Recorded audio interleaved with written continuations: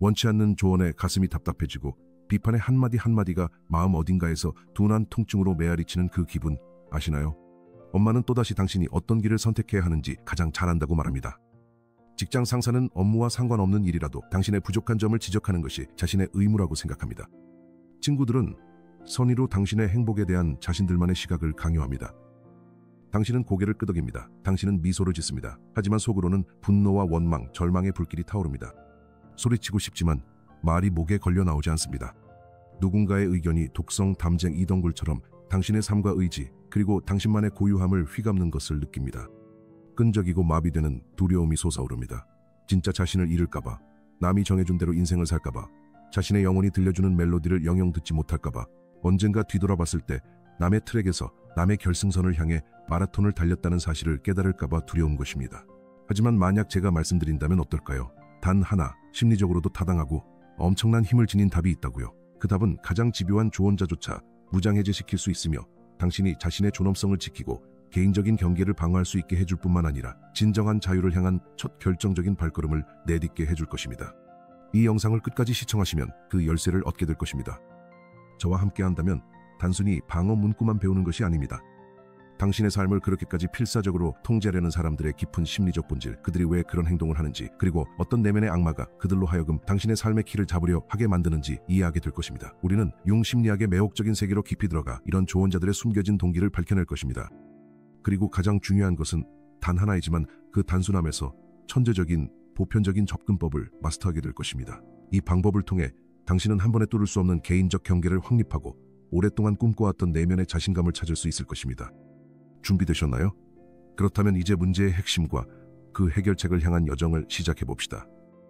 그단 하나의 진정한 해답에 도달하기 전에 제가 약속드리 건대 앞으로 조언자들에게 보이는 당신의 반응을 완전히 바꿔줄 답이니 먼저 그들의 행동 이면을 들여다보겠습니다. 왜 어떤 사람들은 그렇게 끈질기게 남을 지배하고 다른 사람의 삶을 통제하며 묻지도 않았는데 이리저리 조언을 퍼붓는 걸까요?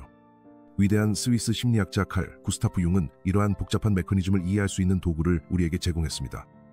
여기서 핵심 개념 중 하나가 바로 그림자입니다. 우리 각자에게는 그림자가 있습니다. 그림자는 우리가 받아들이지 못하고 나쁘거나 가치 없다고 여기며 억압하는 성격의 일부입니다. 이것들은 우리가 숨기고 있는 두려움, 억눌린 욕망, 실현되지 않은 야망, 콤플렉스입니다. 그리고 여기서부터 흥미로워집니다. 끊임없이 조언하고 비판하는 사람들은 매우 자주 자신의 그림자를 타인에게 투사합니다. 실패를 극도로 두려워하지만 그 사실을 자신에게조차 인정하지 않는 사람을 상상해보세요. 이런 사람은 자신의 두려움을 직면하고 극복하려 하기보다는 당신에게 실패를 피하는 올바른 행동법을 끊임없이 말하고 당신의 대담한 결정을 비판합니다. 왜냐하면 그것이 자신의 억눌린 두려움과 공명하기 때문입니다. 마치 당신을 통해 자신의 그림자를 통제하려는 것과 같습니다. 그들의 조언은 당신을 위한 배려가 아니라 자신의 내면의 악마를 당신에게 투사하여 어떻게든 극복하려는 절박한 시도입니다. 또 다른 중요한 측면은 보상입니다. 자신의 삶의 어떤 영역에서 약함, 하찮음 혹은 불안함을 느끼는 사람은 자신의 의견을 타인에게 강요함으로써 이를 보상하려 할 수 있습니다. 조언을 함으로써 그들은 스스로를 더 똑똑하고 더 권위 있고 더 강하다고 느끼며 자기 자신을 높이는 것처럼 보입니다. 이것은 타인의 삶에 대한 통제라는 환상으로 자신의 무능감에서 잠시나마 벗어나게 해주는 일시적인 안도감을 줍니다. 예를 들어 경력에서 성공을 이루지 못한 사람이 젊은 동료나 자녀들에게 인생을 가르치려 들며 자신이 이루지 못한 것을 그들을 통해 실현하려고 애쓸 수 있습니다. 그들의 조언은 지혜에서 나오는 것이 아니라 성취하지 못한 것에 대한 씁쓸함에서 비롯된 것입니다. 융 또한 그림자 원형에 대해 이야기했습니다. 그것은 단순히 개인의 억압된 특성만이 아니라 인류 모두가 공유하는 보편적이고 어두운 면입니다. 그리고 누군가가 타인을 통제하는 데 집착할 때 이는 통합되지 않고 억압된 자신의 그림자가 지배와 타인 폄하를 통해 표출되는 현상일 수 있습니다. 그들은 당신을 보지 않습니다. 그들은 오직 자신의 내면 갈등의 반영만을 볼 뿐입니다. 누군가가 당신이 그들의 조언을 따르지 않았다가 일이 잘못됐을 때 숨길 수 없는 만족감을 드러내며 내가 뭘 했어라고 말했던 그 순간을 기억하시나요?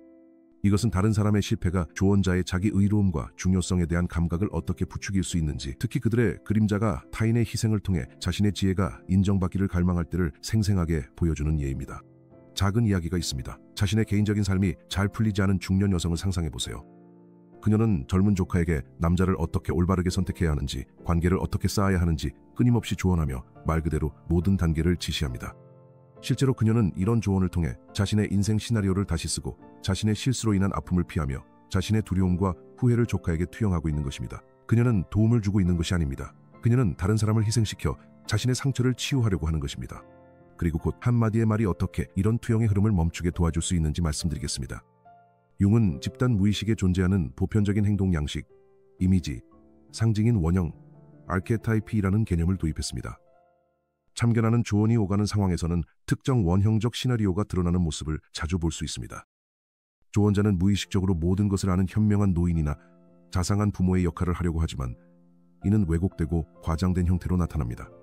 그들은 자신이 진실을 알고 있으며 비합리적인 타인에게 그 진실을 반드시 전달해야 한다고 믿습니다. 그리고 조언의 대상이 된 사람은 만약 계속해서 남의 지시에 따르기만 한다면 영원한 아이 혹은 희생자의 역할에 머무를 위험이 있습니다.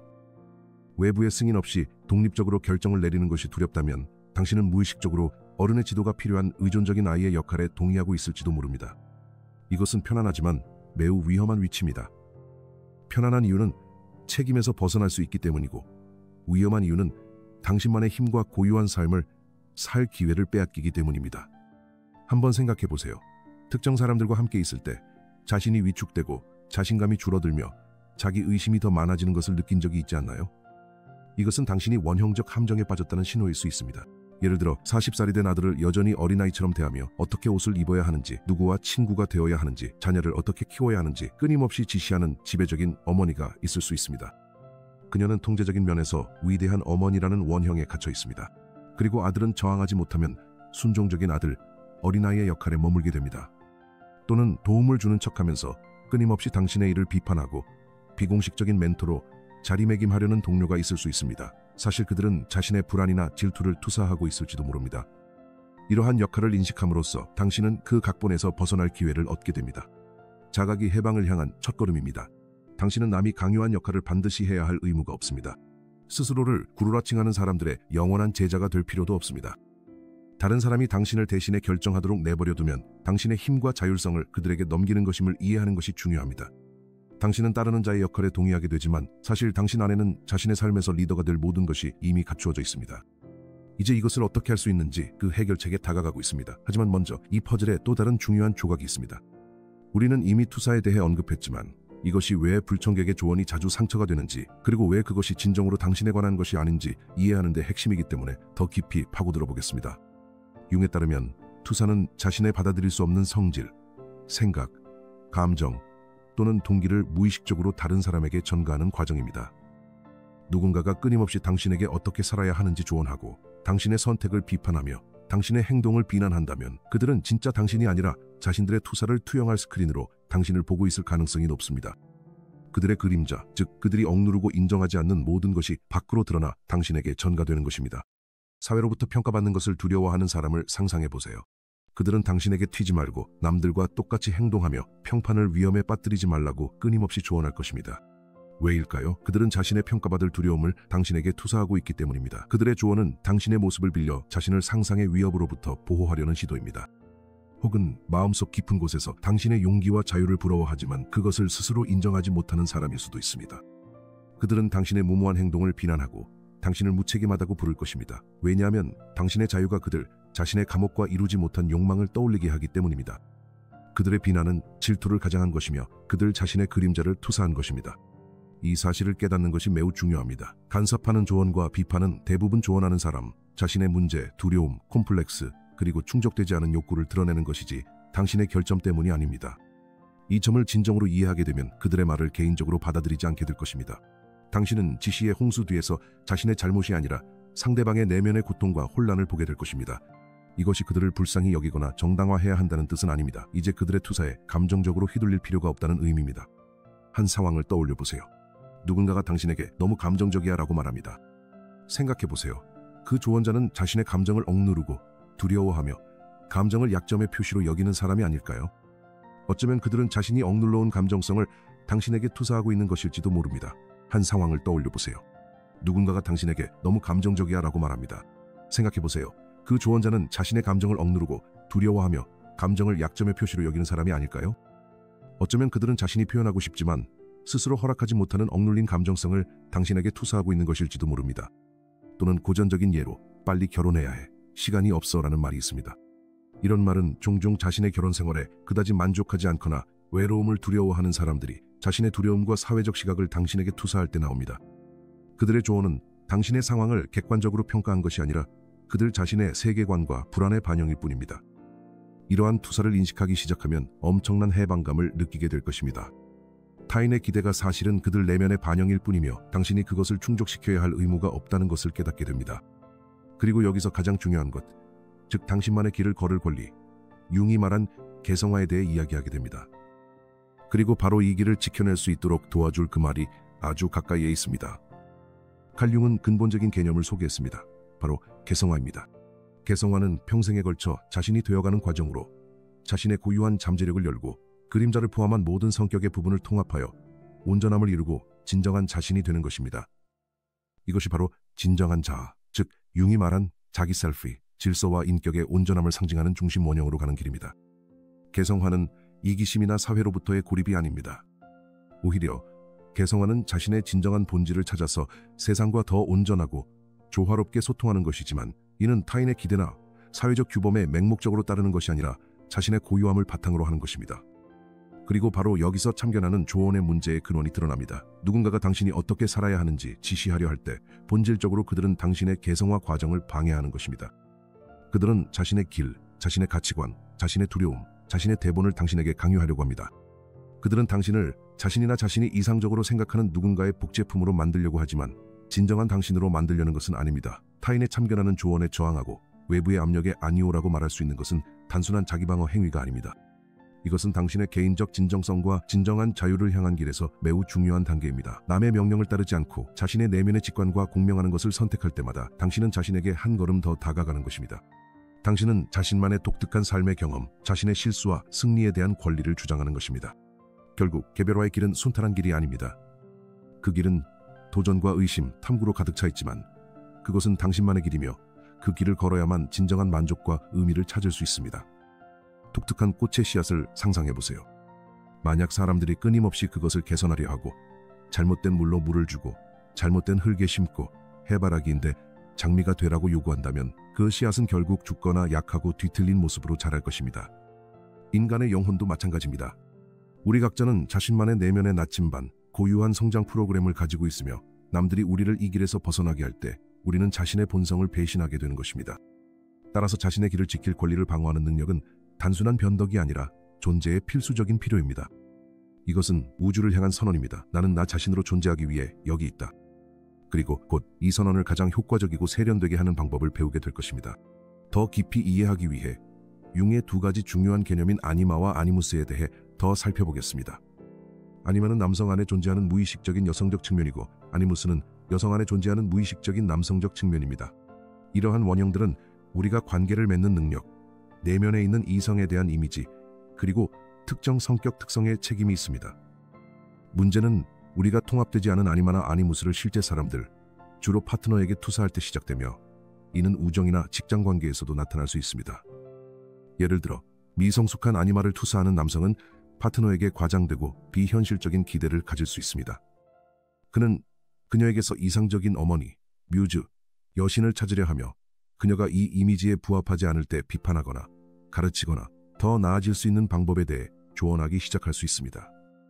실제로 그는 이러한 자질을 스스로 개발하는 대신 그녀를 통해 자신의 내면의 여성을 완성하려고 하는 것입니다. 마찬가지로 통합되지 않은 아니무스가 지배적인 여성은 종종 경직된 의견과 신념, 그리고 부정적이고 비판적인 남성적 논리로 나타나며 파트너에게 어떻게 남자가 되어야 하는지 끊임없이 말할 수 있습니다. 그녀는 그에게 돈을 버는 방법, 결정을 내리는 방법, 힘과 결단력을 보여주는 방법에 대해 조언할 것입니다. 이것은 다름 아닌 그녀 자신의 내면의 남성, 즉 실현되지 않은 야망이나 남성성에 대한 그녀의 생각을 투사하는 것입니다. 이처럼 아니마와 아니무스가 조언과 비판의 형태로 투사되는 것은 관계에서 갈등과 불만의 흔한 원인입니다. 사람은 자신의 아니마나 아니무스를 통합하려고 노력하기보다는, 즉 자기 안에 부족한 여성성이나 남성성을 발전시키기보다는 상대방을 자신의 내면적 틀에 맞추려고 바꾸려 합니다. 예를 들어 한 가정에서 아내가 남편의 사업에 대해 아무것도 모름에도 불구하고 끊임없이 조언을 하는 경우가 있습니다. 아마도 그녀의 아니무스, 즉 행동과 성취에 대한 내면적 욕구가 발현될 곳을 찾지 못해 남편에게 투사되고 그녀는 남편을 통해 자신의 야망을 실현하려고 하는 것입니다. 또는 당신의 온화함과 감성적임을 끊임없이 비판하는 친구는 자신의 아니마와 씨름하고 있을 수 있으며 이러한 특성을 약함의 표시로 여길지도 모릅니다. 이러한 투사를 인식하는 것은 조언자들을 대하는 데뿐만 아니라 더 건강하고 의식적인 관계를 구축하는 데에도 도움이 됩니다. 이제 이 현상의 심리학에 대해 깊이 파헤쳤으니 바로 그 답을 받을 준비가 되었습니다. 우리는 조언자 심리의 깊은 곳까지 탐구하며 먼 길을 걸어왔습니다. 여러분은 그림자, 투사, 원형, 개성화에 대해 배웠고 이 모든 것은 단지 다른 사람들이 왜 그렇게 행동하는지 뿐만 아니라 제가 곧 드릴 답이 왜 그렇게 엄청난 힘을 지니는지 이해하는 데 꼭 필요했습니다. 준비되셨나요? 바로 이겁니다. 단순하지만 탁월하죠. 누군가가 참견하듯이 조언이나 비판 혹은 인생을 어떻게 살아야 하는지 지시를 해올 때 상황에 따라 그 사람의 눈을 바라보거나 아니면 차분하고 자신감 있는 목소리로 이렇게 말하세요. 고맙지만 저는 제 내면의 목소리를 믿어요. 네, 그냥 이렇게요. 고맙지만 저는 제 내면의 목소리를 믿어요. 왜 이 말이 그렇게 효과적일까요? 이제 심리적인 이유를 하나씩 살펴봅시다. 먼저 고맙다라는 말은 상대방의 경계를 풀어줍니다. 당신은 대립하지 않습니다. 변명하지도 않죠.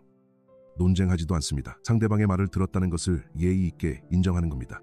이렇게 하면 상대방의 방어적인 반응이 누그러지고 더 이상 공격하거나 나는 네가 잘 되길 바랄 뿐이야, 넌 어때? 같은 설교를 이어갈 이유가 없어집니다.